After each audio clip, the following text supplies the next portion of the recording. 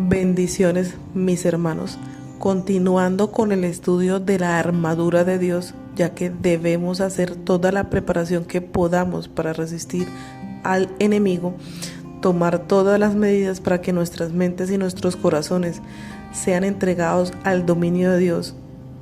En el plan de Dios se ha dispuesto todo para que abandonemos los impulsos de la carne y nuestras facultades limitadas para continuar la lucha contra los poderes de principados y potestades, gobernadores de las tinieblas y huestes espirituales.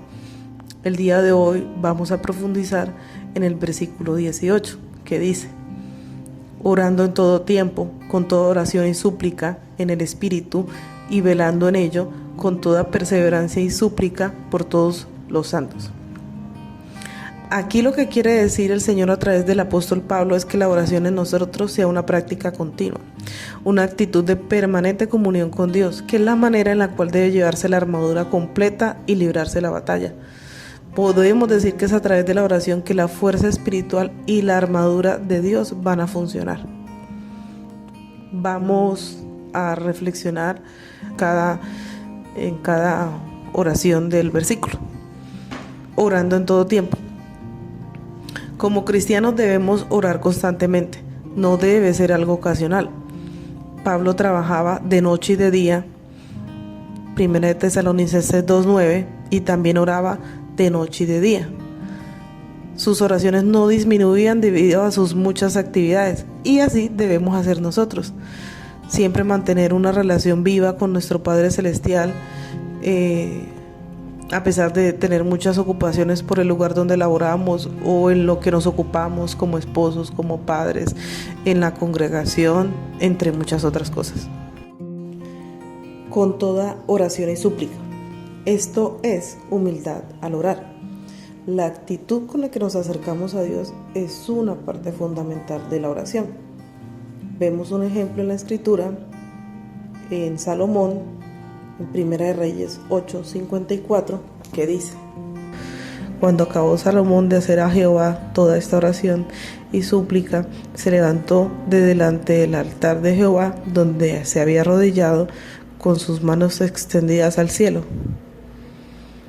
Nosotros debemos seguir el ejemplo de Salomón y acercarnos a Dios con humildad y reverencia, porque solamente Dios es capaz de proveernos todo lo que necesitamos, y Dios es el dueño y soberano de todas las cosas.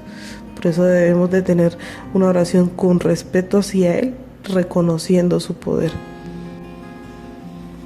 En el Espíritu, cuando el Espíritu ayuda en nuestra oración, hace que ésta sea apropiada de acuerdo con la voluntad de Dios.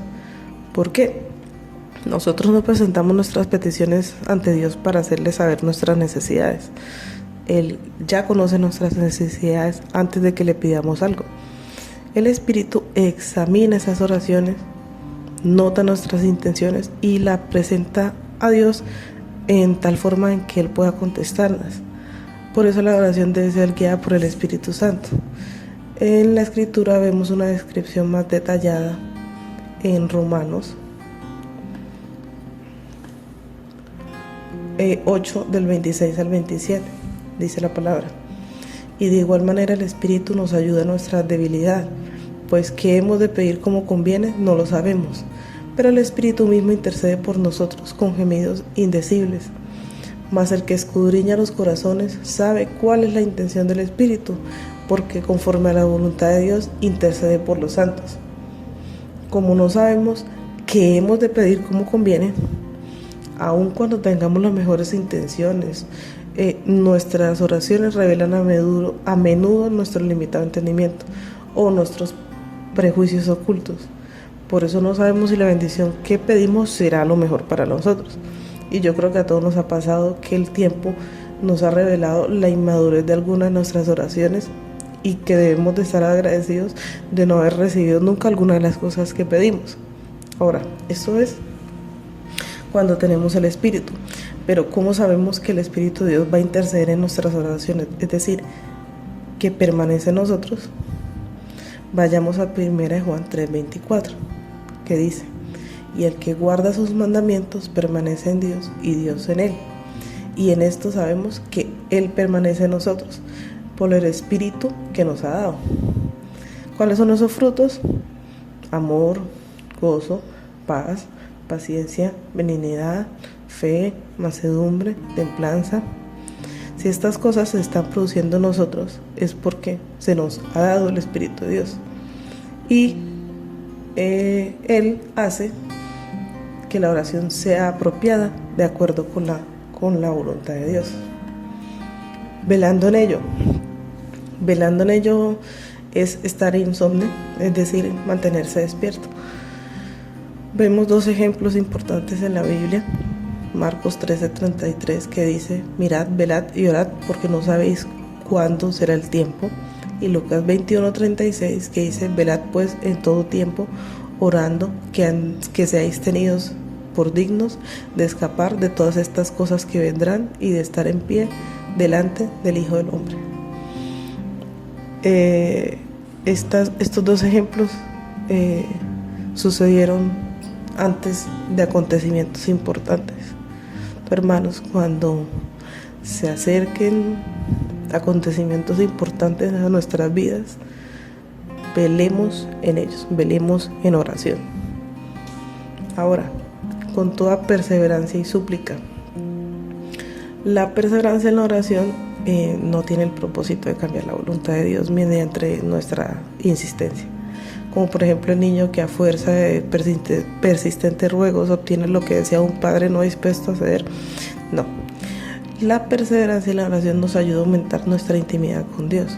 Solo mediante una constante comunión con Dios podemos mantener la fortaleza y el valor para soportar las dificultades por las que inevitablemente pasaremos. Vayamos a 2 de Timoteo 4, del 3 al 4. Porque vendrá tiempo cuando no sufrirán la sana doctrina, sino que teniendo comezón de oír, se amontonarán maestros conforme a sus propias concupiscencias y apartarán de la verdad el oído y se volverán fábulas. Esto es importante porque hoy en día hay muchas congregaciones que solo hablan de cosas buenas y bonitas, pero sabemos que llegar a la fe no resuelve todos nuestros problemas, ni significa que la vida va a ser color de rosa.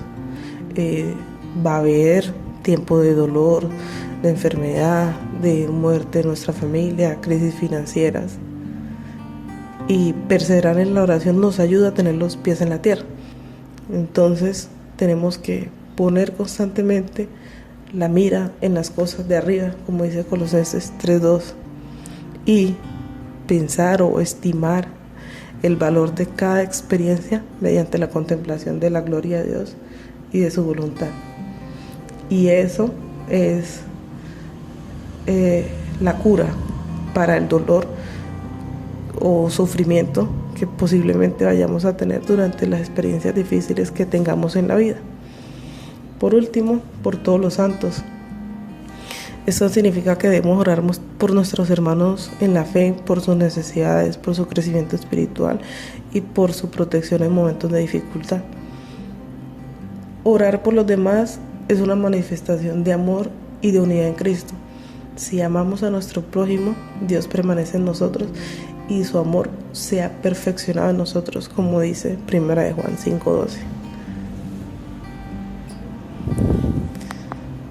Vayamos a 1 de Pedro 5:9, que dice: al cual resistid firmes en la fe, sabiendo que los mismos padecimientos se van cumpliendo en vuestros hermanos en todo el mundo. Y 2 de Corintios 12:26, que dice: de manera que si un miembro padece, todos los miembros se duelen con él, y si un miembro recibe honra, todos los miembros con él se gozan. Entonces es imposible estar en Cristo sin compartir los sufrimientos comunes de los santos y sostenerlos en oraciones. Además, el orar por los demás, podemos ser de ayuda y de apoyo para nuestros hermanos en momentos de dificultad. Hermanos, pongámonos cada parte de la armadura para luego mantenernos firmes. El Señor nos ha honrado eligiéndonos como sus soldados. Si tenemos puesta la armadura de Dios, descubriremos que los asaltos del enemigo no tendrán poder sobre nosotros.